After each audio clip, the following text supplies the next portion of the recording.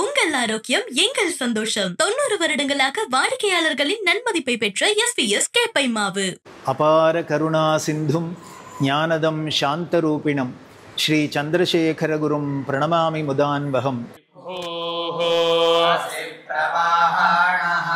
பிரவாஹாணோ வன்ஹேஹ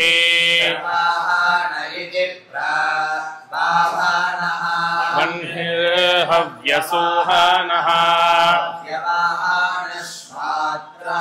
ஹவ்யவாஹான இதி ஹவ்யவாஹானஹ. சக்தி விகடன் நேயர்களுக்கு அன்பான வணக்கம். கையிலேயே மயிலை, மயிலையே கைலை. இந்த இடத்துல வரப்பிரசாதியா கற்பகாம்பாள் ஒரு பக்கம், இன்னொரு பக்கத்துல பார்த்தீங்கன்னா பேயாழ்வார் அவதாரத்தலம் மயூரவல்லி தாயார், திருவள்ளுவர், வாயிலார் நாயனார், இப்படி சான்றோர்கள் பல நிறைந்த தொண்டை நாட்டில் காஞ்சிபுரமும் தொண்டை நாடுதான். அங்க நமக்காக வரப்பிரசாதியாக 100 ஆண்டு இருந்த மகான் மகா பெரியவா இப்ப கருணையோடு திருவுள்ளம் கொண்டு மயிலையிலும் எழுந்தருளி இருக்கின்றார். மகா பெரியவா இங்க வந்தது எங்களுக்கெல்லாம் பெரிய பலம். சின்ன வயசுல இருந்து கபாலீஸ்வரர் கோயிலுக்கு பிரதோஷம் போவோம். ஹரஹர சங்கர, ஜெய ஜெய சங்கர, கபாலி சங்கர, காமகோட்டி சங்கர அப்படின்னு சொல்லி சொல்லி வளர்ந்த எங்களுக்கு ஒரு பக்கம் கபாலி, இன்னொரு பக்கம் மகா பெரியவா இந்த மாடவீதிக்குள்ளேயே வந்திருக்கார் அப்படின்னு சொல்லும் பொழுது ரொம்ப ஆனந்தமா இருக்கு. அதற்கு பெரும் காரணமாக இருந்து மகா பெரியவருடைய அணுக்க தொண்டராக இருக்கும் பிரம்மஸ்ரீ திருவாளர் கணேசன் சர்மா மாமா இப்ப நம்ம கூட இருக்கார். நமஸ்காரம் மாமா. நமஸ்காரம். நமஸ்காரம். சக்தி விகடன் சார்பா உங்களை பார்க்கறது எங்களுக்கு ரொம்ப மட்டற்ற மகிழ்ச்சி. எதிலிருந்து இந்த மகா பெரியவர் உங்களை ஆட்கொண்டார்? ஏன்னா இறைவன் ஒவ்வொரு பக்தர்களை ஒவ்வொரு விதமா ஆட்கொள்வார். மகா சுவாமிகள் உங்களை ஆட்கொண்ட விதம் அப்படின்றதுல இருந்து துவங்கி அப்புறம் இந்த மயிலைக்கு அவர் எப்படி உங்க கூட இப்படி வந்து ரொம்ப அழகா இங்க அமர்ந்து இருக்கின்றார் அப்படின்ற அந்த பயணம் தான் நம்ம கேட்க போறோம். சுவாமி உங்களை ஆட்கொண்ட விதம். உங்களோடு சேர்ந்து நானும் சக்தி விகடன் நேயர்கள் எல்லாருக்கும் என்னோட நன்றி நமஸ்காரத்தை தெரிவிச்சுக்கிறேன். ரொம்ப மட்டற்ற மகிழ்ச்சி. என்னை எப்படி பெரியவா ஆட்கொண்டா அப்படிங்கிறத முதல்ல கேட்டேன். இது சின்ன வயசுலேருந்து பிறந்ததுலேருந்து வளர்ந்ததுலேருந்து பெரியவா காஞ்சி மடம் அப்படிங்கிறது எங்களுக்கு ரத்தத்தில் ஊறின ஒன்றும். பெரியவா அப்படிங்கிற ஒரு விஷயம் அந்த சின்ன வயசுல அறியாத பருவத்தெல்லாம் ஏதோ ஒரு மடாதிபதி, ஒரு சன்னியாசி, ஒரு குருபீடம் அப்படிங்கிறதுல தான் தெரியும். அப்புறம் விவரம் தெரிஞ்சு தெரிஞ்சு தெரிஞ்சு நமக்கு ஆரம்பித்தோடனே எனக்கு ஒரு சங்கம் கிடைச்சிது. யார் அப்படின்னா, இங்கே எழும்பூரில் இருந்தால் பிரதோஷம் வெங்கட்ராமையர் அப்படின்னு, பிரதோஷமாமா பிரதோஷமாமான்னு அன்போடு அழைப்போம். காஞ்சி மகா பெரிவாளோட பக்தர்களில் அப்படி ஒரு முக்கியமான இடத்துல இருக்கக்கூடியவர். இன்னைக்கு உலகம் முழுக்கலும் பெரிவாளை அவர் ஒரு அவதார புருஷர் அப்படின்னு நினச்சின்னு கொண்டாடுறா. இதுக்கெல்லாம் முன்னோடியாக இருந்தவர் அவர்னு கூட சொல்லலாம். அவரோட எங்களுக்கு ஒரு சங்கம் ஏற்பட்டது. அதில் பிரதோஷ மாமா சொல்வா, பகவான் பல காலகட்டங்களில் பலவித அவதாரம் பண்ணியிருக்கார். அதில் இந்த 20ஆம் நூற்றாண்டில் நடந்த ஒரு அவதாரம் மகா பெரியவா அவதாரம். கீதையில் பகவான் சொல்கிறார், தர்ம சம்ஸ்தாபனார்த்தாய சம்பவாமி அப்படின்னு, தர்மத்தை நிலைநாட்ட அவதாரம் பண்ணுவேன் அப்படின்னு சொல்கிறார். அந்த தர்மம்னா என்னன்னு நமக்கு உடனே ஒரு கேள்வி வரும். அதுக்கு சாஸ்திரம் சொல்லுது, வேதோ கிலோ தர்ம மூலம் அப்படின்னு. வேதம் வேதம்ங்கிறது தான் தர்மம்ங்கிற பெரிய மரத்தோட ஆணிவேர் அப்படின்னு சொல்லியிருக்கு. ஒரு மரத்தில் நன்னா காய்க்கணும், பழுக்கணும், அதை நாம் அனுபவிக்கணும் அப்படின்னா வேறு நன்னா இருக்கணும். வேரில் நாம் உரத்தை போட்டு தண்ணியை ஊற்றினா தான் கிளையில் நமக்கு பலன் கிடைக்கிறாப்புல இந்த தர்மம்ங்கிற மரத்தில் நமக்கு ஒரு மனித வாழ்க்கைக்கு, ஏன் இந்த உலக இயக்கத்துக்கு வேண்டிய அத்தனை நன்மைகளும் தர்மம்ங்கிற மரத்தில் பழுத்ததுன்னா நம்ம எல்லாருக்கும் நல்ல பலனை கிடைக்கும். அப்போ அந்த தர்மம்ங்கிற அந்த விருட்சத்தில் நமக்கு நல்ல பலன் கிடைக்கணும், நமது வாழ்க்கைக்கு வேணுங்கிறதான் கிடைக்கணும்னா அப்போ அதுக்கு மூலமாக இருக்கக்கூடிய வேதத்தை நாம் அதுக்கு தண்ணி ஊற்றி போஷாக் பண்ணி உரமிட்டு காப்பாற்றணும் அப்படின்னு. இதுதான் நமக்கு அடிப்படை. இந்த அடிப்படையில் பார்த்தா இந்த 21ஆம் நூற்றாண்டுலேயும் இன்னும் வேத ஒலி இருக்குது, வேத பாடசாலை இருக்குது, வேதம் படிக்கிறதுக்கு ஆள்லாம் இருக்குது. எல்லா கோவில்கள்லேயும் தெய்வங்கள்லாம் சாநித்தியத்தோடு இருக்குது அப்படின்னு, மந்திராதீனம் து தெய்வத்தம் அப்படின்னு சாஸ்திரம் சொல்லுது. தேவர்களெல்லாம் எப்படி நாம் இங்கே கட்டி இழுக்க முடியும்னு மந்திரத்தினால்தான் கட்டி இழுக்க முடியும், வேறு எதுக்கும் கட்டுப்பட மாட்டோம். அப்படி இருக்கக்கூடிய அந்த வேத நெறியை காப்பாற்றுறதுக்கு அப்படின்னு ஒரு அவதாரம் 20ஆம் நூற்றாண்டில் நடந்தது அப்படின்னு இதை எடுத்து சொல்லி, அது சந்தேகத்துக்கு இடமில்லாத இது ஒரு அவதாரம் அப்படிங்கிறத அவர் எங்களுக்கு குருவா இருந்து புகட்டினர். அதனால பெரியவாழ்கிட்ட ஈடுபாடு ரொம்பவே ஜாஸ்தியாகி அதை நேரவே பார்த்து பார்த்து அனுபவிக்கிறதுக்கு இருந்தது. எப்பெல்லாம் லீவு கிடைக்கிறதோ, எப்பெல்லாம் பிரதோஷமோ, எப்பெல்லாம் அனுஷமோ, எல்லாம் லீவு போட்டுட்டும் இல்லை லீவு கிடைச்சாலும் காஞ்சிபுரம் தான் பெரியவா தான். இப்படி தான் எங்கள் வாழ்க்கை போயிட்டே இருந்தது. அப்படி போயின்னு இருக்கிற எனக்கு வாழ்க்கையில் ஒரு பெரிய திருப்பமாக என்ன அப்படின்னா, இந்த ஓரிக்கையில் மணிமண்டபம் இன்னைக்கு பெருசாக இருக்குது. அதுக்கு மூலகர்த்தா காரணகர்த்தா இந்த பிரதோஷம் மாமா தான்.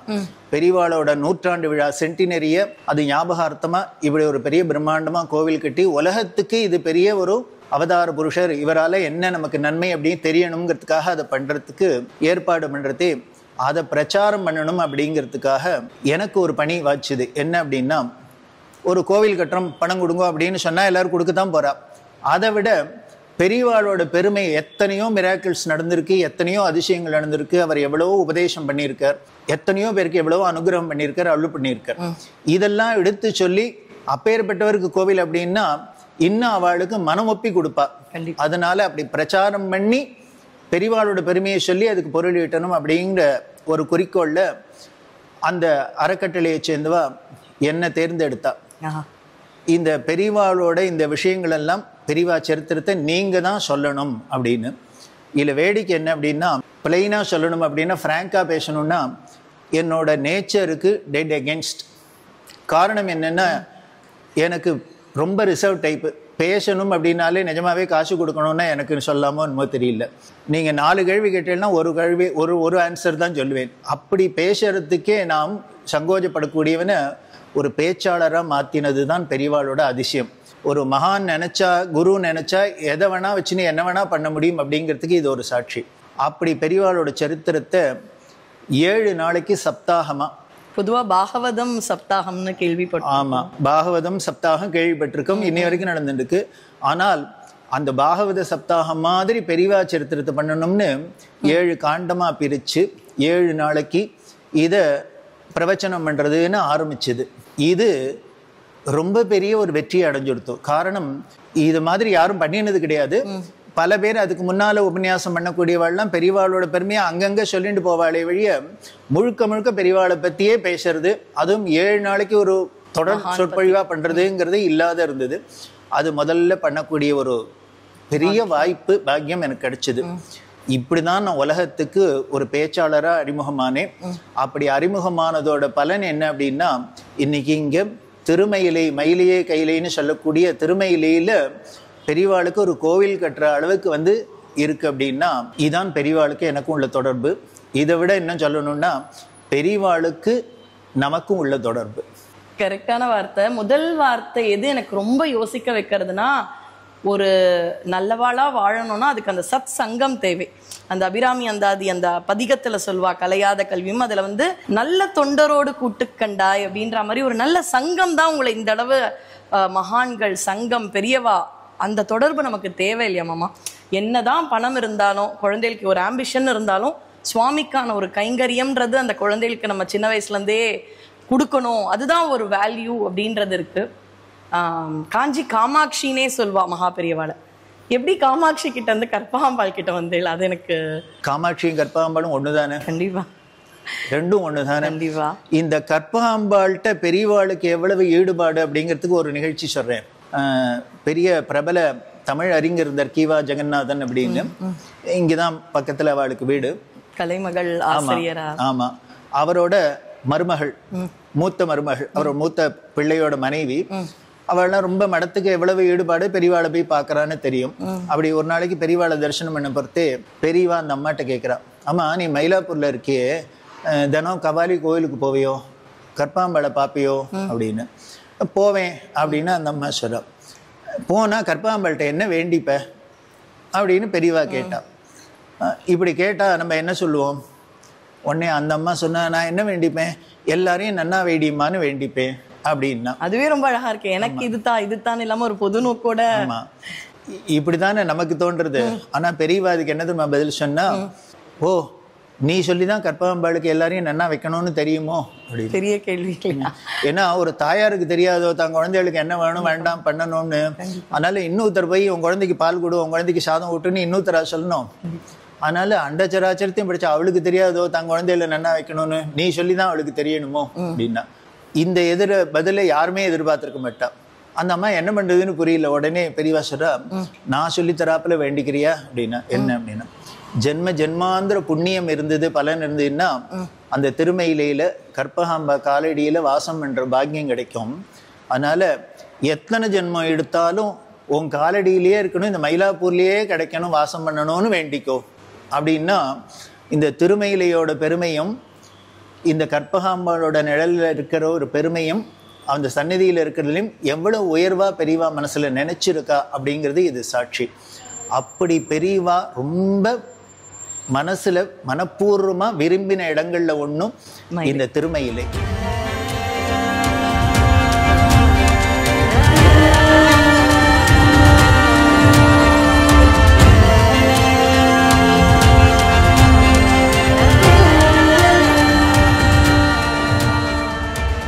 ஆடும் மயிலாய் உருவெடுத்து அன்று இறைவன் திருத்தாள் நாடி அச்சித்த நாயகியாய என் நாமங்களை பாடி உருகி பரவசமாகும் அப்பாங்கு அருள்வாய் காடனவே பொழில் சூழ் மயிலாபுரி கற்பகமே அப்படின்னு மகாபெரியவர் சுவாமிகளுக்கு இந்த மயிலை எந்த அளவு மனசுக்கு பிடிச்ச ஒரு இடமா இருந்தா அவர் இந்த இடத்தில் திருக்கோயில் கொண்டுள்ளார். மாமா அதற்கு ஒரு கருவியாக இந்த பிறவியில் தேர்ந்தெடுக்கப்பட்டார்னா அது எவ்வளோ பெரிய ஒரு பாக்கியம் அவருக்கு. அவன் அருளாலே அவன் தாள் வணங்கி அப்படின்னு ஒரு வரி இருக்கும், மாணிக்க வாசகர் சொல்லியிருப்பார் இல்லையா சிவபுராணத்துல. அப்படி இறைவனுடைய அருளால் மட்டும்தான் இறைவனுக்கான கைங்கரியங்களே பண்ண முடியும். மாமாவோட பிரவச்சனத்துல பாத்தீங்களா, வாக்குண்டாம் நல்ல மனம் உண்டாம் மலரால் நோக்குண்டாம்னு முழுமுதற் கடவுளை இந்த பாடல் சொல்லிதான் ஆரம்பிப்பார். பிரதான சன்னதி இங்க மகா பெரியவருக்கு இருந்தாலும் கோயில இருக்கிற மத்த மூர்த்தங்களையும் ஆமா நீங்க சொன்னேன்னா இன்னுமே மக்களுக்கு ரொம்ப பிடிக்கும். ரொம்ப சந்தோஷம். எந்த ஒரு காரியமா இருந்தாலும் நமது சம்பிரதாயத்துல இடர்களை போக்கக்கூடிய விநாயகரை தொழுது ஆரம்பிக்கிறது தான் நமக்கு சம்பிரதாயம். அதனால ஆலயத்துக்குள்ள வந்தோன்னு முதல்ல விநாயகர் சன்னதி. இந்த விநாயகர்கிட்ட என்ன ஒரு பெருமை அப்படின்னா, ஒரு விசேஷம் தனித்துவம் அப்படின்னா, இந்த விநாயகர் எல்லா விநாயகரும் 4 கரத்தோட இருப்பார். பாசம் அங்குஷம், ஒரு கையில தந்தத்தை வச்சுருப்பார், ஒரு கையில மோதகம் வச்சுருப்பார். ஆனா இந்த பிள்ளையார் எப்படி இருக்காருன்னு பாருங்க, பாச அங்குஷத்தோட இருப்பார். இந்த கையில பார்த்தா பேனா இருக்கு, அந்த பக்கம் புஸ்தகம். மகாபாரதம் எழுதினா மாதிரி இருக்க, மகாபாரதம் எழுதினாப்புல இருக்கு இல்லையா. இவர் ஏதோ புஸ்தகம் எழுதுற என்ன, இவர் எழுதின புஸ்தகம் தான் மேல இருக்கு, 7 வால்யூமா, தெய்வத்தின் குரல் அப்படின்னு. அதனால இந்த விநாயகருக்கு பேரு ராம கணபதி அப்படின்னு வச்சிருக்கோம். காரணமும் ஸ்ரீ ராம கணபதினு.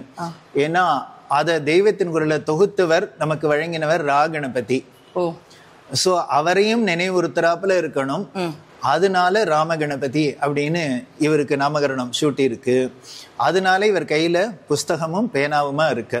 அந்த 7 வால்யூமும் பகுதியும் இருக்கக்கூடிய தெய்வத்தின் குரல். அதனால இதுக்கு பேர் குரலின் கோவில்னு பேரு. ஓஹோ, குரலின் கோயில். ஆமா, ஏன்னா நம்ம சிவன் கோவில்லாம் பார்த்தா நடராஜர் சன்னதியில திருமறை கோவில்னு இருக்கும். அந்த 12 திருமுறைக்கும் கோவில் கட்டி வழிபடுறோம்.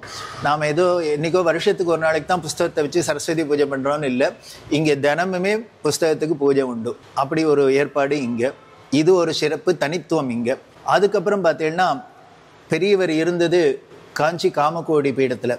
ஆதிசங்கர பகவத்பாதர் 2500 வருஷத்துக்கு மேல முன்னால இந்த பாரத தேசத்துல அவதாரம் பண்ணி பாரத தேசத்தை 3 தரம் வலம் வந்து மடங்கள்லாம் ஸ்தாபிதம் பண்ணி தர்மத்தை நிலைநாட்டினர். அதுல மூலாம் நாயம் மத்தியாம் நாயம் அப்படின்னு சொல்லக்கூடிய காஞ்சிபுரத்துக்கு பூமியோட நாபிஸ்தானம் அப்படின்னு சொல்லியிருக்கு. அதாவது ஒரு ஆள்னு இருந்தோம்னா அவருக்கு சென்டர் பாயிண்ட் எதுன்னா நம்மளோட தொப்புள் தான், நாபி தான். அதுக்கு மேல பீடத்துல கூட அம்பாள் தொப்புள் கொடி விழுந்த இடம்னு ஒரு நம்பிக்கைன்னு சொல்லுவாங்க. அது இதுக்கு மேல பாதி உடம்பு, கீழே பாதி உடம்பு. ஒரு மனிதனுக்கு எப்படி நாபிஸ்தானம்னா, அதனாலதான் இடையினே தமிழ்ல பேரு. இடையினாலே மிடில் தானே. அப்படி இருக்கக்கூடிய பூமிக்கு நாபிஸ்தானமா இருக்கக்கூடிய அந்த காஞ்சிபுரத்துல காமாட்சி தான் எப்பொழுதுமே அன்னையோட தாயாரோட தானே தொப்புள் கொடி உறவு. அப்படி இருக்கக்கூடிய அந்த காஞ்சிபுரத்துல ஆதிசங்கரர் காஞ்சி காமகோடி பீடத்தை நிறுவி அவரே முதல் பீடாதிபதியா இருந்து அது வாழையடி வாழியா அந்த பீடம் தொடர்ந்து பீட பாரம்பரியம் தொடர்ந்து அதுல 68வது பீடாதிபதியா தான் நமது நடமாடும் தெய்வமான மகா பெரியவா இருந்தா. அதுக்கப்புறம் ஸ்ரீ ஜெயேந்திர சரஸ்வதி பெரியவர். அப்போ தற்காலத்தில் 70வது பீடாதிபதியா ஸ்ரீ சங்கர விஜயேந்திர சுவாமி இருக்கார் இல்லையா. அந்த குரு பரம்பரையை நமக்கு ஞாபகப்படுத்தணும். நாம எதை மறந்தாலும் மறக்கலாம், குருவையும் குரு பரம்பரையும் மறக்கக்கூடாது. அம்மா அப்பாவை எப்படி மறக்க முடியாதோ அது மாதிரி குருவையும் மறக்க முடியாது, குரு பரம்பரையும் மறக்க முடியாது. அதை நினைவூட்டணுங்கிறதுக்காக இங்க பார்த்தீங்கன்னா ஆதிசங்கரிலேருந்து ஆரம்பிச்சு 70 பீடாதிபதிகளும் எந்தெந்த காலகட்டத்தில இருந்தா அவளோட திருநாமம் என்னங்கிறதையும் போட்டு, அவளோட பீரியடும் பீரியடோடு போட்டு அப்படியே சுத்தினே வந்தேன்னா கடைசியில 70வது பீடாதிபதிகளா இருக்கக்கூடிய ஸ்ரீ சங்கர விஜயேந்திர சரஸ்வதி சுவாமிகள் வரைக்கும், தற்கால பீடாதி வரைக்கும் இந்த குரு பரம்பரையை இங்க சொதை சிற்பமா பண்ணி வச்சிருக்கு. இதுல ஒரு ஹாஸ்யமான விஷயம் என்னன்னா, இந்த காலத்து குழந்தைகளுக்கு தாத்தாவோட அப்பா பேர்லாம் தெரியாது. ஆமா. ஆனா ஒரு குரு பரம்பரைக்கு இந்த அளவு பெரிய ஒரு பரம்பரை இருக்குன்னா அதை நம்ம குழந்தைகளுக்கு கூட்டிட்டு வந்து, பிள்ளையார் பாரு, கையில புத்தகம் இருக்கு, இவரை வணங்கினா உனக்கு எக்ஸாம், அந்த மாதிரி ஒரு சின்னத்தனமா சொன்னா குழந்தைகள் அப்புறம் புரிஞ்சுப்பா இல்லையா. அதை பண்ணி இதெல்லாம் காண்பிக்கிறது அடுத்த தலைமுறையை உருவாக்குறது. இப்பவே இந்த கோவில் வந்து ஒரு வாரம் தான் வருது. இந்த ஒரு வாரத்துக்குள்ள எங்களோட அனுபவத்துல பாக்குறோம், எத்தனை பேர் இப்ப எக்ஸாம் ஹால் டிக்கெட்டையும் பேனாவையும் கொண்டு வைக்கிறா தெரியுமா. இங்க முதல்ல பிள்ளையார்ல இருந்து சுவாமி கோயிலை நம்ம வலம் வர ஆரம்பிச்சோம். இங்க ரொம்ப தத்ரூபமா மகாசுவாமிகளே உட்கார்ந்துருக்கிற மாதிரியான ஒரு உணர்வு. திருவுருவ படம் நம்ம அனுஷத்துல மாட வீதிகள்ல அடியேன்னு பார்த்த அனுபவம் உண்டு. இந்த சுவாமியெல்லாம் இப்படி தத்ரூபமா வர காரணம் ஒரு தெய்வத்தன்மை கண்டிப்பா இருக்கும். அதை பத்தி நீங்க சொன்னீங்கன்னா நல்லா இருக்கும். இந்த பெரியவா தான் இதை ஃபைபர்ல பண்ணியிருக்கு. இதை மாடலா பண்ணி தான் இதே மாதிரி தான் நம்ம கருவறையில மூலஸ்தானத்துல கருங்கல்ல பண்ணியிருக்கோம். அந்த கருங்கல்ல ஸ்தபதி பண்ணணுங்கிறதுக்காக இதை ஒரு மாடலா பண்ணினது. அந்த கருவறையில பெரியவா இருக்கிறதுக்கு மூலம் கரு இவர் தான். இவரை பார்த்து தான் ஸ்தபதிகள் அதை கல்லுல படிச்சிருக்கா. அவளே தான் நமக்கு பெரியவாளோட சிஷ்யாலா இருக்கக்கூடிய ஸ்ரீ ஜெயேந்திர பெரியவா, ஸ்ரீ விஜயேந்திர சுவாமிகளை 2 பேரையும் பண்ணியிருக்கா. இது மும்மூர்த்திகள் மாதிரி எப்பொழுதும் இருக்கணும் அப்படிங்கிறதுக்காக இதை இப்படி பண்ணி வச்சிருக்கோம். நீங்க அங்க பார்த்தேன்னா, நீங்க நாங்க ஊர்வலத்திலேயே பார்த்துருக்கோம் பெரியவா படம் ஊர்வலம் வரும் அப்படின்னு. அவர் தான் இந்த கோவில், இந்த மயிலாப்பூர்ல பெரியவாளோட இப்படி ஒரு பிரம்மாண்டமா வரத்துக்கு காரணமான வித்துன்னு சொல்லலாம். அந்த பெரியவா படத்தை வச்சுன்னு தான் நாங்க வந்து வடக்கு மாட வீதியில இருக்கிறதே அனுஷம் ஆரம்பிக்கிறது அப்படின்னு மாதம் அனுஷம் கொண்டாடணும்னு ஆரம்பிச்சோம். அப்போ இந்த பெரியவா படத்தை வச்சுன்னு பூஜை பண்ணி மாலையில 4 மாட வீதியில ஊர்வலம் விடுறது அப்படின்னு ஆரம்பிச்சது. அது திருமயிலை அனுஷம்னு உலக பிரசித்தமாகி, அதுக்கப்புறம் இந்த கொரோனா காலகட்டத்தில் இந்த லாக்டவுன் வந்ததுனால எங்களால் அப்படி ஊர்வலம்லாம் விட முடியல, ஒன்றும் பெருசாக பண்ண முடியல, கூட்டம் கூட முடியல. அந்த லாக்டவுன்லாம் எல்லாம் கிளியர் ஆச்சு. அப்புறம் எல்லா பக்தர்களும் கேட்க ஆரம்பிச்சுட்டா, எல்லாம் தான் கிளியர் ஆகிடுது, நீங்கள் என்ன திரும்பி இதை அனுஷத்தை ஆரம்பிக்கல பண்ணலன்னு கேட்டிருந்தா. நாங்கள் அங்கே ஒரு ஃப்ளாட்டில் இருந்து பண்ணியிருந்தோம். அந்த கார் பார்க்கிங் ஏரியாவில் தான் எல்லாம் பண்ணியிருந்தது. எல்லாருமே ரொம்பவே கோஆப்ரேட் பண்ணி நாளே காரெல்லாம் கொண்டு எங்கேயோ வெளியில் நிறுத்தி வச்சுட்டு, மயிலாப்பூரில் கார் நிறுத்ததே எவ்வளோ கஷ்டம்னு நமக்கு தெரியும், அப்படிலாம் கோஆப்ரேட் பண்ணியிருந்தா. இருந்தாலும் இந்த கொரோனா பயமுறுத்தினதுனால கிட்டத்தட்ட 600-700 பேர் வருவா. அந்த கூட்டம் வரதில் ஒரு பயம் வந்துடுத்து சில பேருக்கெல்லாம். ஸோ அதனால் அவளோட பயத்தையும் நாம் மதிக்கணுங்கிறதுக்காக அப்போ தான் பார்த்தோம், வந்து பெரியவாளுக்குன்னே ஒரு இடம் இருந்துடுத்துன்னா நம்ம பயப்படாத நம்ம பாட்டுக்கு பண்ணலாமே அப்படின்னு விட்டோம். அப்பதான் இந்த கோவிலுங்கிற ஒரு விதை கரு வரத்துக்கு காரணமா இருந்தது. பெரியவாளுக்குன்னு மயிலாப்பூர்லயே இந்த இடத்துலயே ஒரு கற்பகாம்பாளோட 4 மாட வீதிக்குள்ள ஒரு இடம் வந்துடுத்தோம்னாக்க அங்க நம்ம பாட்டுக்கு தைரியமா ஒருத்தருக்கும் பயப்படாத பண்ணலாமே அப்படின்னு ஆரம்பிச்சுது. இது எல்லாத்துக்கும் காரணம் அந்த பெரியவர் படம் தான். மாமா, நான் ஒரு குவெஸ்டின் கேட்குறேன், தப்பா நினைக்காதீர்கள். இப்போ இருக்கிற கமர்ஷியல் வேர்ல்டுல காஸ்ட்லியஸ்ட் ஏரியானா மயிலாப்பூர். நீங்க கோயில் கட்டணும் அப்படின்னு நினைக்கும் பொழுதே இந்த ரியல் எஸ்டேட் அட்வர்டைஸ்மெண்ட் மாதிரி சென்னைக்கு மிக அருகில்னு எங்கேயாவது பார்க்காம ரொம்ப தைரியமான நியாயமான ஆசை, இந்த கலியுகத்தில் அநியாயத்துக்கெல்லாம் ஆசை வைக்கும் பொழுது ஒரு நியாயமான ஆசை மயிலாப்பூர்ல, அதுவும் 4 மாட வீதிக்குள்ள வேணும்னு நினைச்சேள். இன்னைக்கு பெரியவா அதை உங்களுக்கு செஞ்சு கொடுத்துருக்கா. அவ்வளோ தைரியம் சுவாமி கொடுத்ததா தான் இருக்கணும். அதை எப்படி செயலாக்கினீர்கள் மாமா? அதுக்கான சவால் என்ன? வந்து ரொம்ப ஒரு ஆச்சரியமான ஒரு விஷயம். இப்படி இந்த திருமயிலையில் இந்த இடத்துல இப்படி வரும்னு நாங்கள் கனவுல கூட நினச்சி பார்க்கல. அதை நினச்சி பார்க்குற அளவுக்கு எங்களுக்கு சக்தி கூட கிடையாது. அப்படி இருக்கிற இடத்துல இப்படி நடந்தது அப்படின்னா அதுக்கும் ஒரு காரணம் இருக்குது. நாங்கள் இந்த மயிலாப்பூரில் தான் நாங்கள் இங்கே இருந்து அனுஷன்லாம் பண்ணிட்டு இருக்கோம். திருமயிலை அனுஷன் எல்லாரும் இங்கே வந்துட்டு இருக்கா. ஸோ அதனால இதே இடத்துல இருந்தால் தான் அந்த கூட்டங்கள்லாம் அப்படியே தொடர்ந்து வருவா, இன்னும் வறுமை இல்லையா. வெளியில் எங்கேயானும் போனோம்னா இது எப்படி கலைஞ்சு போகும்னு தெரியல. அதனால என்னதான் இருந்தாலும் கையிலேயே மயிலையே கையிலேயாச்சு. அதனால கையிலைக்கு சமமான இந்த மயிலாப்பூர்ல நடக்கிறாப்புல ஆகுமா? கண்டிப்பா. அதனால இங்கேயே தொடரணும்னு தான் ஆசைப்பட்டோம். ஆனா எங்களோட சக்திக்கு மீறின ஆசை தான். ஆனா ஆசை வந்துருத்து. ஆசைக்கு எப்பொழுதும் ஏதானும் அளவு உண்டா? நினைக்கிறது எண்ணுவதெல்லாம் உயர்ந்ததா எண்ணணும் அப்படின்னு சொல்றாப்புல ஆசைப்படுறது என்ன ஆசைப்படுவோம், அது நடக்கிறதையும் நடத்தி வைக்கிறதோ அவரோட அருள்ல நடந்தா பார்க்கலாம் அப்படின்னு. ஆனால் நடந்திருக்கு. காரணம் என்னன்னா அப்புறம் தான் தெரிஞ்சது இங்க மயிலாப்பூர்ல நாங்க பெரியவாளுக்கு ஒரு சந்நிதி வரணும், இடம் வாங்கணும் அப்படின்னு நினைச்சு நாங்க அதுக்கு உண்டான ஒரு அப்பீல் எடுத்துட்டு காஞ்சிபுரத்துக்கு போய் ஸ்ரீ விஜயேந்திர சரஸ்வாமிகிட்ட ஆசி வாங்கி முதல்ல அதை வெளியிடணும் அப்படின்னு போனோம். அப்போ காமாட்சி கோயில்ல பூஜை பண்ணிட்டு இந்த ராமு சாஷிகள் அப்படின்னு அவரோட பிள்ளை, ஆமா அர்ச்ச காமாட்சி கோயிலுக்கு அவர் பெரியவாழ்கிட்ட எல்லாம் கைங்கரியம் பண்ணியிருக்கார். அவரோட பிள்ளை இருந்தார். அவர் பார்த்துட்டு சொன்னார், அண்ணா உங்களுக்கு எப்படி மயிலாப்பூர்ல கோயில் கட்டணும்னு ஆசை வந்ததுன்னார். நான் சொன்னேன், அதெல்லாம் அப்படிலாம் நாங்க நினைக்கலப்பா, நாங்க அங்க இருக்கோம், அதனால எங்க சௌரியத்துக்காக அங்க பண்ணா தேவையில்லைன்னு தோணித்துன்னு. உடனே இல்லைன்னா அதுக்கு ஒரு காரணம் இருக்கு அப்படின்னு. என்னன்னா சிம்சன் வைத்தா அப்படின்னு ஒரு பக்தர் இருந்தார். பெரியவாழ்கிட்ட மடத்திலேயே இருந்து கைங்கரியம் பண்ணார். அவர் நிறைய கைங்கரியம் எல்லாம் சங்கர பக்த ஜனசபைன்னு வச்சு பண்ணிட்டு இருக்கார். அவர்கிட்ட ஒரு நாளைக்கு கேட்டாலாம் பெரியவா, நீ என்னெல்லாமோ காரியம் பண்றியே, மயிலாப்பூர்ல கற்பாம்பா சன்னதியில எனக்கு ஒரு வீடு வாங்கி தருவியான்னு. அவர் ஏதோ பெரியவா விளையாட்டா கேட்கிற, பெரியவாளுக்கு எதுக்கு வீடு? ஸோ அதனால அதுவும் மயிலாப்பூர்ல எதுக்கு வீடு பெரியவா கேட்க போறா, இவர் ஏதோ தமாஷ் பண்றார் அப்படின்னு நினைச்சுன்னு அவர் விட்டுருக்காரு. அப்புறம் 2-3 தரம் அவர்கிட்ட நீ என்னெல்லாமோ பண்ற, நான் சொன்னத்தை பண்ண மாட்டேங்கிற, எனக்கு மயிலாப்பூர்ல கற்பாம்ப சன்னதியில வீடு வாங்கி தர மாட்டேங்கிற, வீடு அப்படின்னு கேட்டிருக்கா அப்படின்னு அப்பா அப்போ சாட்சியா இருந்திருக்கா, சொல்லியிருக்கா. அதனால எப்பவோ பெரியவா யாரோ வைத்தாமாட்ட கேட்டிருக்கா, அது இன்னைக்கு நடக்கிறது அப்படின்னு அவர் இந்த மர்மத்தை வெளிப்படுத்தினர். இங்க மயிலாப்பூர்ல எப்படி வருதுங்கிறதுக்கு மர்மம். அப்புறம் தான் 4-3-7 நம்ம கணக்க போட வேண்டியிருந்தது. அப்படி பெரியவா சங்கல்பம். நான் தான் முன்னமே சொன்னேன், மற்றவாள் எல்லாமே நீங்க மயிலாப்பூர்ல கற்பகத்து காலடியில இருக்கணும்னு வேண்டிக்கோ அப்படின்னா, பெரியவா தனக்கு அப்படி ஆசை இருந்ததுனால தானே எல்லாருக்கும் சொல்லியிருக்கா. அந்த பெரியவா ஆசை நிறைவேறி இருக்கு.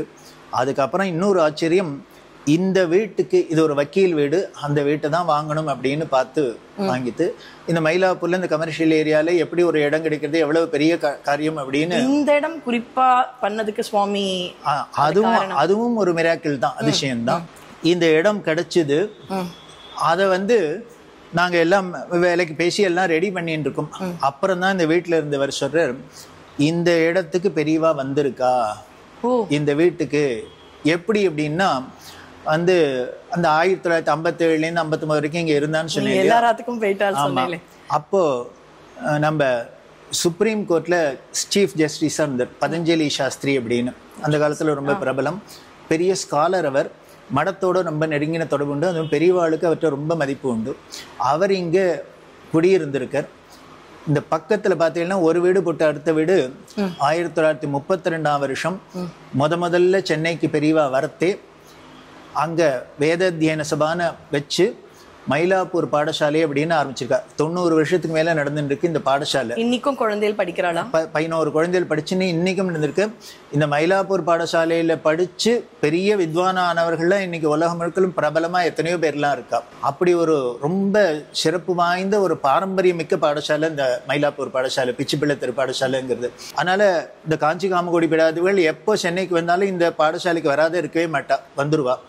அப்படி பெரியவா வந்திருக்கிறதே 57ல இந்த வீட்டுல இருந்து அந்த பதஞ்சலி சாஸ்திரி வீட்டுக்கு வரணும்னு கூப்பிட்டுருக்க, பெரியவா இந்த வீட்டுக்கு வந்திருக்கா அப்படின்னு அப்புறம் தான் தெரிஞ்சது. இந்த வீடு இந்த இடம் பெரியவா பாதம் பட்ட இடம் அப்படின்னு. இது எல்லாமே தானே நடந்தது. இதை பத்தி எதுவுமே முன்னால எங்களுக்கு ஒண்ணுமே தெரியாது. அப்ப ஏற்கனவே ஒரு பிளான் பண்ண விஷயம் நமக்கு அப்புறம் புரியுது. அந்த பிரதோஷ மாமா சொல்ல மாஸ்டர் பிளான் பா, மாஸ்டர்னாலும் குரு தானே. அதனால நம்ம மாஸ்டர் போகிற பிளான் எப்பொழுதுமே மாஸ்டர் பிளானாக தான் இருக்கும் அப்படின்னு அதுதான் நடந்துட்டு இருக்கு. இதை சொல்லும் பொழுது நம்ம ஏதோ மாஸ்டர் பிளான் நான் தான் போட போறேன் என் லைஃப்க்கு, என் குழந்தைகளுக்கு நம்ம நினைக்கிறோம். சுவாமி குருமார்கள்லாம் ஏற்கனவே பிளான் போட்டாச்சு, அவகிட்ட சரணாகதி தான் அடையணும். பெருமாள் மாதிரி அங்க அமர்ந்த கோலம், இங்க நின்ற கோலம்னு மகாபெரியவாளை இந்த கோயில்ல ரொம்ப வகை வகையா பார்க்க முடியுது.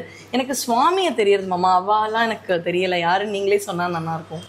உங்களுக்கு மட்டும் இல்லை, வரவா பல பேருக்கு தெரியல, ஆனால் அவசியம் தெரிஞ்சிக்க வேண்டிய யார் அப்படின்னா, இப்படி நடமாடும் தெய்வம் உலகமே கொண்டாடக்கூடிய இந்த பெரியவாளை 10 மாதம் கருவில் சுமந்து ஈன்றெடுத்த தாயார் பெரியவாளோட அம்மா, பூர்வாசிரம அம்மா, மகாலட்சுமி அம்மான்னு அந்த அம்மா பேர்.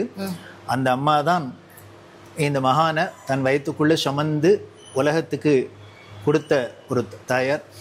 ஈன்ற பொழுதினும் பெருதுவக்கும் தன் மகனை சான்றோன் என கேட்டதாய் அப்படின்னு ஒரு தாயாருக்கு, பெற்றோர்களுக்கு எது பெருமைன்னா, இந்த உலகத்திலேயே நம்ம குழந்தை தான் வசதியா இருக்குங்கிறத கேட்கறத விட அவளுக்கு இனிமேல் சந்தோஷத்தை கொடுக்க வேற ஒன்றும் கிடையாது. இப்படி தான் பெத்த குழந்தைய உலகம் கோவில் கட்டி இத்தனை பேரும் கொண்டாடுறான்னா, இதை பார்த்து அந்த அம்மா சந்தோஷம் அடைகிறத விட வேற என்ன அவளுக்கு இருக்கும்?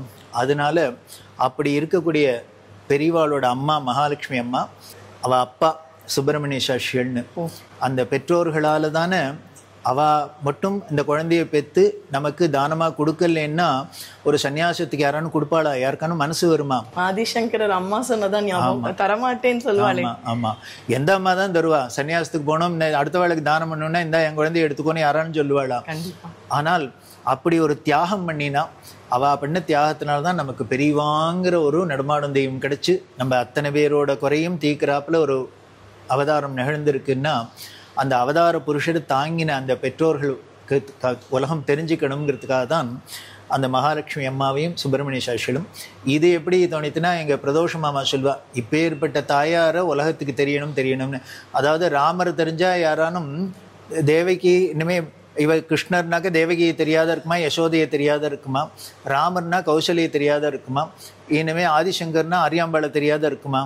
அதை போல பெரியவான மகாலட்சுமி அம்மாவும் தெரியணும் அப்படின்னு நீங்க சொல்லும் பொழுது இன்னும் கூட தோன்றது, சுந்தரர் சொன்னது 60 நாயன்மார்கள் தான். சேக்கிழார் தான் என்ன பண்ணிடுறார், சுந்தரரையும் சேர்த்து அவங்க அம்மா அப்பா இசைஞானியார் சடையனார்னு சேர்த்து 63.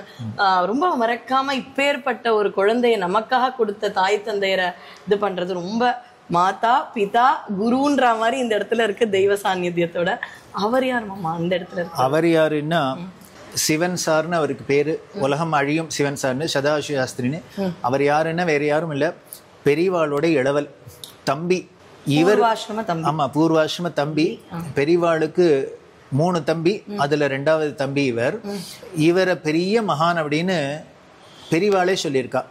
என்னை விட என் தம்பி சாச்சு ரொம்ப உயர்ந்த ஸ்திதியில இருக்கான் அப்படின்னு பிறவிஞானி அப்படி எல்லாம் சொல்லியிருக்கா. தவம் பண்ண அம்மா அப்பாக்கு இது மாதிரியா குழந்தை வருது, இயற்கை தான். ஆமா, இவர் கோயில் வேற எங்கேயோ கூட நாங்க சென்னையில லங்கநல்லூர்ல இந்த சிவன் சாருக்கு யோக சபை அப்படின்னு சமீபத்துல அங்கேயும் திறந்திருக்கா. அங்க கும்பாபிஷேகம் ராமர் கூட பரதன் லக்ஷ்மணன் இருக்கிற மாதிரி நீங்க. ஏன்னா ஒரு அடியார்ட்ட பெரியவா சொன்னா, அந்த சிவன் சாரோட படத்தை எடுத்துன்னு போய் அவர் காமிக்கிற பெரியவாள்கிட்ட. அப்ப பெரியவா கேட்குறா, இது யாரு தெரியுமோ? என் தம்பி சாச்சு அப்படின்ட்டு. நீ வீட்டில் பூஜை ரூமில் என் படம் எங்கே வச்சிருக்கியோ அதுக்கு பக்கத்தில் இவனையும் வச்சு பூஜை பண்ணு அப்படின்ட்டு. அப்போ தான் சொன்னேன், என்னை விட உயர்ந்த ஸ்திதியில் இருக்கான், எனக்கான ஒரு மடம்னு இருக்குது, எல்லாம் இருக்குது, ஆனால் அவனுக்கு எதுவும் இல்லை, உலகத்துக்கு தெரியாத அவன் பிரம்மஞானியாக இருந்துருக்கான் அப்படின்னு. அப்படி ஒரு உயர்வு கொடுத்து சொல்லியிருக்கான். பெரியவா தன் தம்பிங்கிறதுக்காக சொல்லலை, தம்பினா 3 தம்பியும் சொல்லிருக்கலாம் நீங்க சொல்ற லாஜிக்ல. அந்த ஒருத்தரை சொன்னா அவர்கிட்ட அந்த தெய்வீகத்தை பார்த்ததுனால சொல்லியிருக்கா. அவர்கிட்ட என்ன இருக்குங்கிறது ஒரு மகானுக்கு தானே தெரியும், ஒரு மகான்கிட்ட என்ன இருக்குன்னு இன்னொரு மகானுக்கு தானே தெரியும். அப்படி அதனால அவருக்கும், ஏன்னா அவரும் கும்பகோணத்திலேருந்து திருவெண்காட்டிலேருந்து சென்னைக்கு வந்து முதல்ல மயிலாப்பூர்ல தான் இருந்தார். அது யாரும் தெரிஞ்சுக்கலாம். அது அங்க கடைசியில இருக்கிறது. அதுதான் சஸ்பென்ஸ். என்னன்னா பெரியவா சுவாமிநாதனா தன் பெற்றோர்கள்ட்ட இருந்த பூர்வாசிரம பெரியவா. அதாவது பெரியவா சன்னியாசி ஆறதுக்கு முன்னால இருந்த ஒரே ஒரு படம், ஸ்கூல் படிச்சுன்னு இருக்கிறதே பேண்ட் ஷர்ட்டை போட்டுன்னு கேப் வச்சுட்டு ஸ்கூலில் எடுத்த ஃபோட்டோ, அந்த ஃபோட்டோ தான் இருக்குது. அந்த ஒரே ஒரு படம் தான் பெரியவா முன்னால் சன்னியாசி ஆறதுக்கு முன்னால் இருந்தது. அதையும் நாம் இங்கே ஒரு சிலையாக பண்ணி வைக்கணும்னு வச்சிருக்கு. அதுவும் சுவாமிநாதனாக இருக்கிற பெரியவா. திருப்பெருந்துறை போனால் மாணிக்க வாசகர் இங்கே ராஜா கோலத்தில் இருப்பார், இந்த இடத்துல அப்படியே ஒரு தவ கோலத்தில் இருக்கிற மாதிரி அந்த டிரான்சிஷன் ஒரு வாழ்க்கையில் ரொம்ப அழகாக இருக்குமாம்மா. இதுக்கப்புறம் இந்த கோவிலோட சிற்பம் நீங்கள் பார்த்தீங்கன்னா முழுக்க கீழேந்து அஸ்திவாரத்திலேருந்து மேல் வரைக்கும் முழுக்க முழுக்க கருங்கல்லாலேயே தான் பண்ணியிருக்கு. ஏன்னா அந்த கருங்கல்லுக்கு தான் சாநித்தியம் ஜாஸ்தின்னு பெரியவாளே சொல்லியிருக்கா. கோவிலில் கருங்கல்ல இருக்கிறது தான் ரொம்ப தெய்வ சாநித்தியத்தை காப்பாற்றும், இருக்கும், தக்க வைக்கும் அப்படின்னு. அதனால பெரியவாளுக்கு இந்த இருக்கிற சின்ன இடத்துக்குள்ளே என்னென்ன பண்ண முடியுமோ பண்ணியிருக்கு. இதில் பார்த்தீங்கன்னா சிற்ப அதிசயங்கள்லாம் பண்ணியிருக்கு. இந்த பல்லவர்களோட ஸ்டைல், சோழர்களோட ஸ்டைல், இது எல்லாத்தையும் சேர்த்து அந்த மதுரை மாதிரி அஷ்ட யானைகள் வேற. ஆமா, அஷ்டதிக் கஜம் இருக்கு. அதே மாதிரி கூர்ம பீடம் அப்படின்னு சொல்லக்கூடிய ஆம பீடத்து மேல 8 யானைகள் தாங்க, ஆதிசேடன் தாங்க அப்படின்லாம் இருக்கு. இது எல்லாத்தையும் இங்க பண்ணியிருக்கு. இந்த தூண்ல எல்லாம் பார்த்தீங்கன்னா சிங்கத்து வாயில பந்து உருளும். அந்த சில கோயில்கள் அந்த மாதிரி. ஆமா, ரொம்ப நம்ம புராதன கோவில்ல அது மாதிரிலாம் பண்ணிக்க. அதாவது சிற்பக்கலை அப்படிங்கிறது நமது பாரத தேசத்துல எப்படிலாம் கைவண்ணத்தை காமிச்சிருக்கா, அத பிற்கால சந்ததிகள் தெரிஞ்சுக்கணும். இன்னொரு 10,000 வருஷம் கழிச்சு இதை பேசணும். நிறைய ஏதோ எந்த காலத்திலயோ தான் 1000 வருஷத்துக்கு முன்னால தான் பண்ணுவேன், இப்பவும் பண்றதுக்கு ஆள் இருக்கா. அந்த கலைஞர்கள்லாம் இப்பவும் இருக்காங்கிறத இதை நிரூபிச்சு காமிக்கணுங்கிறதுக்காக தான் பண்ணியிருக்கு. கல்லுல பார்த்தீங்கன்னா சங்கிலி இருக்கும். சங்கிலி இத மாதிரி சிற்ப அதிசயங்கள்லாம் நிறைஞ்ச ஒரு கருவறையா பெரியவாள் இருக்கிற இடம் இருக்கு. அப்போ ஒரு கோயில்னா அதை பத்தின விஷயம், அது எப்படி வந்தது, அந்த சிற்ப அழகுகள், இதெல்லாம் பார்த்து பண்ணும்பொழுது அந்த நிறைவை கொடுக்கறது. நமக்கு அந்த ரசிச்சு பண்றதே என்ன ஒரு சந்தோஷம் ஏற்படுறது. அதோட இல்லை, நமக்கு ஆலயம்ங்கிறது வெறும் ஒரு வழிபாட்டு தலம் மட்டும் இல்லை, அது எவ்வளோ ஒரு கலைக்கூடமாக இருக்குது. சிற்பக்கலையாக இருக்கட்டும், ஓவியக்கலையாக இருக்கட்டும், இன்னும் கட்டிடக்கலையாக இருக்கட்டும், எல்லாத்துக்கும் பொக்கிஷமாக எப்படி நம்மளோட கலைகளெல்லாம் வளர்க்குறதுக்கு ஆலயம்ங்கிறது ரொம்ப முக்கியமான ஒரு இடமா இருந்திருக்கு அப்படிங்கிறது உலகம் தெரிஞ்சுக்கணுங்கிறதுக்கு தான். ரொம்ப அருமையா இருக்கு மாமா. ஒன்றும் பார்த்து ஒவ்வொரு கோயில், இந்த கோயில்னு இல்லை, மக்கள் பலன் ரீதியா மட்டும் இப்ப கொஞ்சம் கோயிலுக்கு திருமணம் ஆகணும், குழந்தை பாக்கியம் எல்லாம் சுவாமி தரார். ஆனா அந்த கோயில் பத்தியும் தலப்புராணம் பத்தியும் அதுல இருக்கக்கூடிய அழகுகளை பத்தியும் மக்கள் தெரிஞ்சுக்கணும் அப்படின்றதான் அவளுடைய கடமை அப்படின்றத ஒரு விண்ணப்பமா இந்த சமயத்துல. இந்த சிறப்பை தெரிஞ்சுட்டாதான் அதை ப்ரிசர்வ் பண்ணுவா. கண்டிப்பா. நம்ம அதோட கையில என்ன சாமான் இருக்குன்னு வேல்யூ தெரியலன்னா அதை நம்ம எப்படி பாதுகாப்போம்? அதனால இதோட பெருமையெல்லாம் தெரிஞ்சுட்டாக்க அப்புறம் நாம சொல்லி யாரும் சொல்ல வேண்டாம், நாமளே பாதுகாத்துருவோம். கண்டிப்பா. அது எல்லாருக்கும் தெரியணும். அப்படி சொல்றதே ஒன்று உங்கள்கிட்ட சொல்லணும்னு நினச்சிருந்தேன். அந்த ஒரு அவேர்னஸ் வரணும் அப்படிங்கிறதுக்கு. நீங்கள் வரத்தே பூ கொண்டு வந்தேன், அதில் கவனித்தேன். நான் சமீப காலத்தில் பார்க்கல, இப்போ தான் பார்த்தேன் இன்னைக்கு. என்னென்னா, பூவை நீங்கள் வாழை இலையில் கட்டி கொண்டு வந்தேன். நாங்கள் இந்த இடத்துல பிளாஸ்டிக் கவரில் யாரும் கொண்டு வராதிங்கோ, பிளாஸ்டிக்கை யூஸ் பண்ணக்கூடாது அப்படின்னு சொல்லணும் அப்படின்னு நாங்கள் அனௌன்ஸ் பண்ணணும்னு சொல்லிகிட்டே இருக்கோம். நாங்கள் இப்படி நினச்சிட்டு இருக்கிறதுக்கு பார்த்தா நீங்கள் கொண்டு வரதே வாழை இலையில் கொண்டு வந்தோடனே, இப்போ இந்த அம்மா கொண்டு வந்தான்னா எல்லாருக்கும் இது பாசிபிள் தானே, பண்ணலாமேன்னு. அதனால் எல்லாத்தையும் கேட்டுக்கிறோம். நம்ம இயற்கை சூழ்நிலை, சுற்றுச்சூழ்நிலையை பாதுகாக்க வேண்டியது நம்மளோட ரொம்ப முக்கியமான கடமை. அதனால் அதுக்கு நமக்கு உதவியாக இருக்கக்கூடிய எல்லாத்தையும் உபயோகப்படுத்தணும், அதுக்கு நமக்கு இடைஞ்சலாக இருக்கக்கூடிய எல்லாத்தையும் தவிர்க்கணும்னு வேண்டிக்கிறோம். இதெல்லாம் பண்ணினாலே பக்தி. கண்டிப்பா. சுவாமி சன்னதியை வலம் வரும் பொழுது ஒவ்வொரு அற்புதங்கள், சிற்பங்கள், அதில் இருக்கிறது யாரு, இதெல்லாம் சொன்னேன். இது மாதிரி நான் திருப்பராய்த்துறையில் பார்த்த ஒரு ஞாபகம்.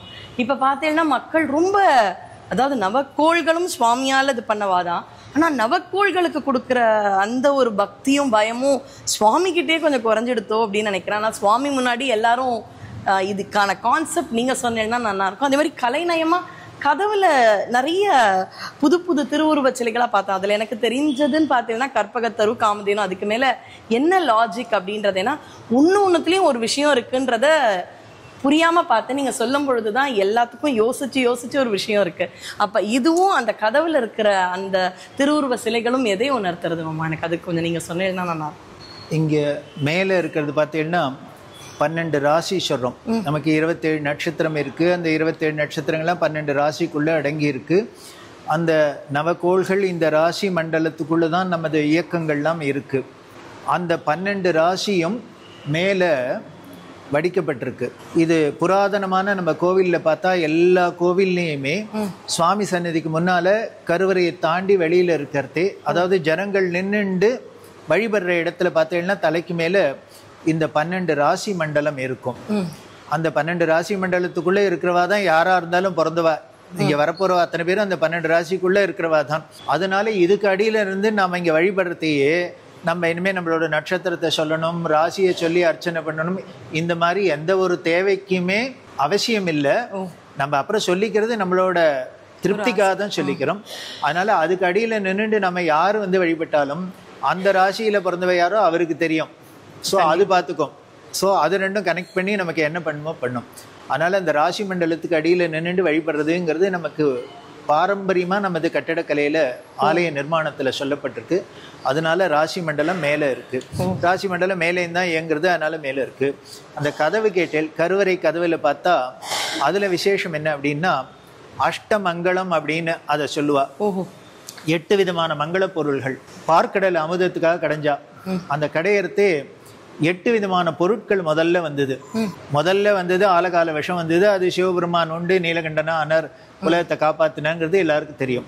அதுக்கப்புறம் 8 சாமான் வந்தது. என்னன்னா மகாலட்சுமி, தன்வந்திரி, சந்திரன், கௌஸ்துபம், காமதேனு, கல்பக விருட்சம், ஐராவதம்ங்கிற யானை, உச்சஸ்ரவஸ்ங்கிற குதிரை. இந்த 8 வந்தது. இதுதான் அஷ்டமங்கலம்.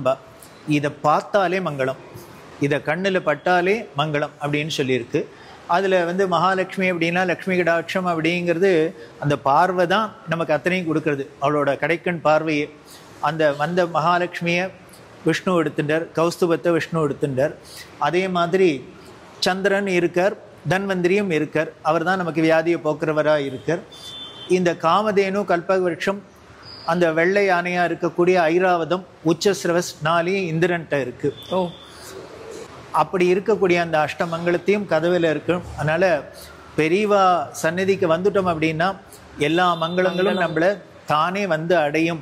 நவகோள்களால எந்த ஒரு பிரச்சனையும் வராது. இந்த சனி பெயர்ச்சினா பயந்துடுறா அதெல்லாம் இருக்கும். ஆசரு நல்ல நல்ல அவை நல்ல நல்ல அடியாரவர்க்கு மகிவே ஞானசம்பந்த பெருமான் சொல்றார். அதனால யாருக்கு சிவபெருமான வழிபடுறோமோ, யாருக்கு பக்தி இருக்கோ அவளுக்கு நவகோள்களும் பண்ணினா நல்லதுதான் பண்ணுமே வழி அதால கெடுதல் பண்ண வராது அப்படின்னு வாக்கு கொடுக்கிறவரையால. ஆன சொல் மாலையோதும் அடியார்கள் வாணியால் அரசாழ்வர் ஆணை நமதே அப்படின்னு ஆணையிட்டு சொல்றார் சம்பந்தர் பெருமா, ஞான சம்பந்தர். அப்படி இருக்கக்கூடிய அந்த குருநாதர் சன்னதியில் நாம் வந்து எல்லாரும் வழிபடுறதே நம்மளோட இடர்லாம் போகிறது, கஷ்டங்கள்லாம் போகிறது, நமக்கு என்ன நன்மை வேணுமோ எல்லாம் கிடைக்கிறதுன்னு தெரியறது. இது எல்லாம் இங்கே ஒருங்கே இருக்கணுங்கிறதுக்காக இப்படியெல்லாம் வடிவமைக்கப்பட்டிருக்கு. ரொம்ப ஒரு அருமையாக இருந்தது மாமா. எப்படின்னா சுவாமி மறுபடியும் அவதாரம் எடுத்து நான் இருக்கேன் அப்படின்றத நம்பிக்கை கொடுக்குற விதமாக தான் இப்படி ஒவ்வொரு தடவையும் வரார். ஒரு பெயரில் ஒவ்வொரு ரூபத்தில் வரார். இன்னொரு விஷயம், இந்த அஷ்டமங்கலம் நிறைய பேர் வீட்டில் இப்போ ஆடம்பரமாக வீடு கட்டுறா, ஆனால் சுவாமி படங்கள் அங்கே பார்க்க முடியறதில்ல. அவளுடைய விருப்பம் தான், அதில் எந்த ஒரு கருத்தும் கிடையாது. ஆனால் வீடு முழுக்க ஒரு சுவாமி படம். வீட்டுக்கு 2 புத்தகங்களாவது, ஒரு திருவாசகமோ இல்லை ஒரு வேதமோ இல்லை தெய்வத்தின் குரல் புத்தகங்கள் இருக்கக்கூடிய அலமாரிகள் இதெல்லாம் பார்க்க முடியறதில்ல. இதை பார்க்கும் பொழுதே ரொம்ப நிறைவாக இருக்குது. பார்க்குற நேயர்கள் கிட்ட உங்கள் வீட்லேயும் இந்த மாதிரி புத்தகங்கள் வைத்துக்கொள்கிற பழக்கங்கள், புத்தகம் படிக்கும் பழக்கங்கள், நம்முடைய இதிகாசங்கள், புராணங்கள் இதெல்லாம் குழந்தைக்கு சொல்கிறது மட்டும் நிறைய பேர் சொல்கிறோம். ஆனால் இது மாதிரி மடங்களுக்கோ கோயில்களுக்கோ அழைத்து கொண்டு வந்து நம்ம வீட்டில் குழந்தைங்க ராஜா மாதிரி இருக்கட்டும், ஆனால் இங்கே வந்து சுவாமி கிட்ட கைங்கரியமும் சேவையும் பண்ணுறது, அந்த ஒரு அழகான விஷயத்தை தான் இந்த இடத்துலேருந்து இந்த தருணத்துலேருந்து மகா சுவாமியினுடைய பரிபூரண அருள் கட்டாட்சத்தால் நம்ம குழந்தைகளுக்கு கொடுக்கணும் அப்படின்றத நம்முடைய அன்பான சக்தி விகட நேயர்களுக்கு அடியேன் கேட்டுக்கொள்கிறேன். அதே மாதிரி எங்களோட அறக்கட்டளை மயிலை மகா பெரிவா அனுஷம் ட்ரஸ்ட் அப்படின்னு வச்சு அந்த அறக்கட்டளை மூலியமாக தான் இந்த திருப்பணி எல்லாம் நடந்துன்னு வருது. அதில் என்னோட அங்கத்தினராக இருக்கக்கூடியவர் ஸ்ரீ சேதுராமன் மாமா, அதே மாதிரி மிஸ்டர் ராமநாதன். இது எல்லாருமே சேர்ந்து ஊர் கூடி தானே தேர் இழுக்க முடியும். சத் சங்கம் இது இவர் வீட்டில் தான் முதல்ல அனுஷம் ஆரம்பித்தது. அது இன்னைக்கு ஆலயமாக வந்து நிற்கிறது. அப்படி இருக்கிற இந்த ஆலயத்தில் எல்லோரும் வந்து வழிபட்டு குருவருளும் திருவருளும் சேர்ந்து அடைஞ்சு எல்லோரும் வாழ்க்கையில் ஆனந்தமாக இருக்கணும் அப்படின்னு எல்லாம் வல்ல பரம்பொருளான நடமாடும் தெய்வமான பெரியவாள்கிட்ட வேண்டுவோம். உங்கள் எல்லோருக்கும் நன்றி, நமஸ்காரம். உங்கள் நேரத்துக்கும் ரொம்ப ரொம்ப நன்றி மாமா. உங்கள் வாயால் ஒரு ஸ்லோகம் சொல்லி நம்ம நேயர்களுக்கு வாழ்த்தணும்னு நிறைவாக கேட்டுக்கிறோம். அபார கருணா சிந்தும் ஞானதம் சாந்தரூபிணம் ஸ்ரீ சந்திரசேகரகுரும் பிரணமாமி முதான்பகம் அப்படின்னு குரு உண்டு குறையில்லை, நமக்கு குறையே இல்லை, நிறைஞ்சு இருக்குது. ஏன்னா காமதேனு கல்பக விருட்சமாக நமக்கு ஒரு பெரிய மகா பிரிவாங்கிற குரு கிடைச்சிருக்கு. அதனால் எல்லோரும் அந்த குருவையும் அந்த குருநாதர் அமர்ந்திருக்கிற காஞ்சி காமகோடி பீடத்தையும் நாம் வழிபட்டு எல்லா நலனும் அடையணும்னு பிரார்த்தனை பண்ணுறோம். பெரியவா சரணம். நன்றி. உங்கள் ஆரோக்கியம் எங்கள் சந்தோஷம். 90 வருடங்கள் 5 தலைமுறைகள் என்றும் வாடிக்கையாளர்களின் நம்பிக்கையை பெற்ற SPS கேப்பை மாவு.